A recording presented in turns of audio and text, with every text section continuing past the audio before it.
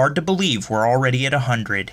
Hey everyone, Templar74 here with another Yu-Gi-Oh video, and today's Yu-Gi-Oh video is going to be my thoughts and impressions regarding the latest episode of Yu-Gi-Oh VRAINS, episode 100, Twisted Utopia. But before I talk about the actual episode, I do want to say it is hard to believe that we are already 100 episodes into the series Yu-Gi-Oh VRAINS, and it's also hard to believe that here in less than a year we are going to be seeing the next generation Yu-Gi-Oh anime kick off, because Yu-Gi-Oh series are only about 150 episodes each. It's just hard to believe we are already 2 years down into Yu-Gi-Oh VRAINS here, and we are just on the end of Season 2. Season 3 will be beginning here shortly, but Season 2 has yet to disappoint, and this episode was no exception. So, at risk of further rambling, let's move on to the actual episode. So the episode begins where we left off last week with a brief recap before watching Bowman perform yet another Master Storm access. And after this is done and he gets his new card, the Knights of Hanoi that have been watching on at this are just infuriated. They decide they can no longer stand back. They've got to do something, because at this rate,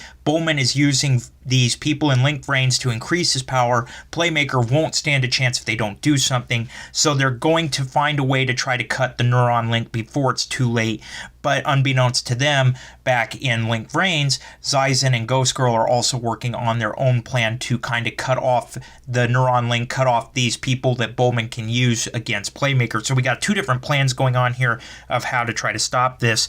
But then we go back to the duel between Bowman and Playmaker, and Bowman activates his Link 5 Dragrid's effect, which basically allows him to roll a dice. Whatever attribute he gets, he is able to change out the head, and the heads have different effects. And of course, he has to use a counter doing this, but there's more to this combo. So anyway, he makes the judgment roll. He rolls the water attribute, and he calls out the water head of this Link 5 monster. And basically this effect, when the water head is out, is it negates the effects of all these other monsters, which means that Cyberse Quantum Dragon cannot use its effects, therefore cannot attack. So now Playmaker is in a tough spot here, and Bowman actually tells Playmaker the bad news for him is that these consciousness, these brains that he's using inside this neuron link to create this monster, he's absorbing everything they're thinking, and everybody in Link Vrains has always thought about Playmaker, what he would do, how they would duel him, and how they would defeat him. So basically Bowman is using everybody that Playmaker is trying to save against him here.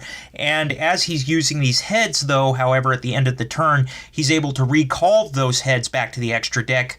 But of course they don't go back to the extra deck, they stay on the monster. The main head takes over again, he's able to place another counter on it, and the cycle continues again. So he's going to be able to do this every single turn, and Playmaker is just, he's infuriated by this. He's infuriated by Bowman's plans. He's refusing to let his friend's sacrifices go to waste, and he's going to continue to keep fighting. And Bowman actually lectures Playmaker and I about how the world is always in conflict because of people's compassion or people's thoughts against one another. Individual thoughts is going to lead to destruction. And Bowman actually extends an olive branch to Playmaker and says, Playmaker, I will give you your happy memories back, the memories you should have had. No lost incident, no pain, no suffering if you surrender.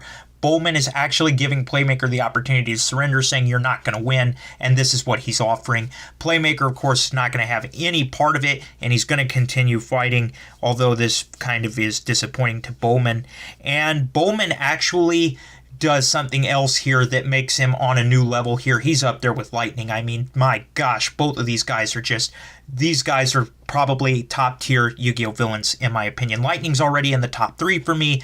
Bowman is not far behind him, I gotta be honest.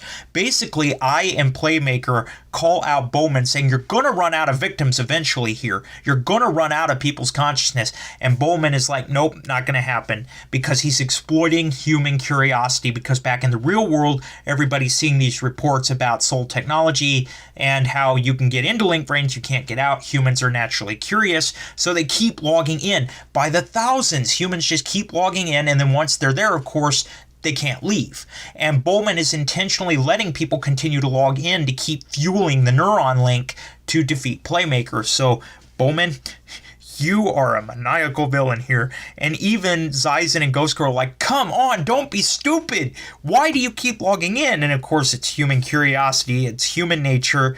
And so the people that Bowman is going to be using for fuel just keep on logging in. And eventually we see Brave Max taken by the Neuron Link.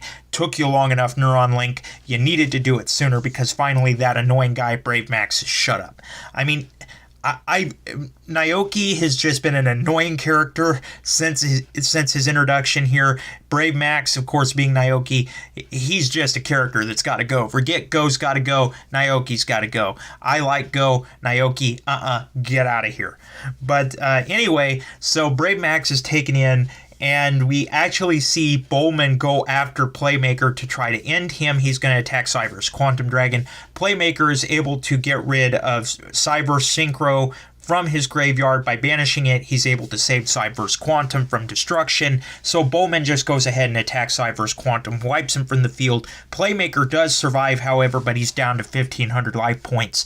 And it's at this time the Knights of Hanoi have a new plan. They're going to try to overload Link Vrains and pull the two Link Vrains apart from the inside and the outside by overloading it. The Knights of Hanoi are going to overload it from the outside, and then they're going to overload it from the inside. The only problem is, in order to do that, they have to have somebody on the inside, so they reach out to Ghost Girl and Zaizen and basically say, oh, well, Faust does at this point. He's like, okay, I'm Faust, and Ghost Girl's like, you're the Knight of Hanoi. He's like, yeah, we don't have enough time. Faust tells them their plan, and eventually Zaizen and Ghost Girl, they're at odds, because Ghost Girl wants to go along with it because she gets the gist of it. Zaizen does not want to trust the Knights of Hanoi after they've tormented him, but basically Ghost Girl is able to convince him, like, look, Revolver was just defeated. The Knights of Hanoi want revenge against Bowman here. They have no reason to betray us. They want revenge. And Zaizen, of course, hearing that word revenge sets off his emotions for Aoi and Blue Maiden.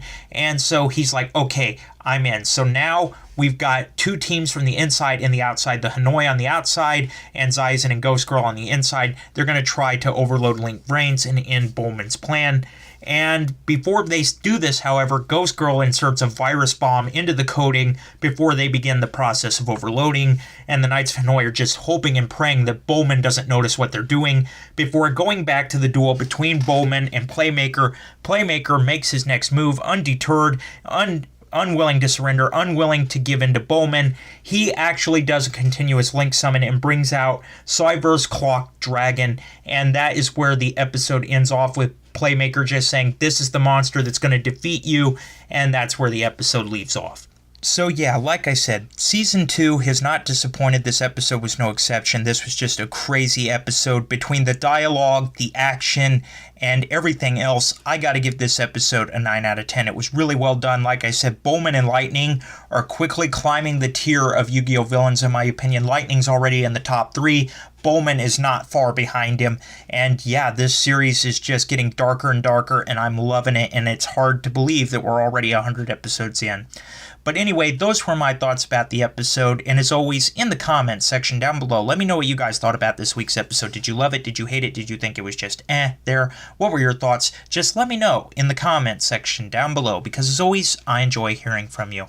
Alright everyone, as always, Templar74 signing off. Have a great day everybody, and I'll talk to you all next time. Goodbye everybody.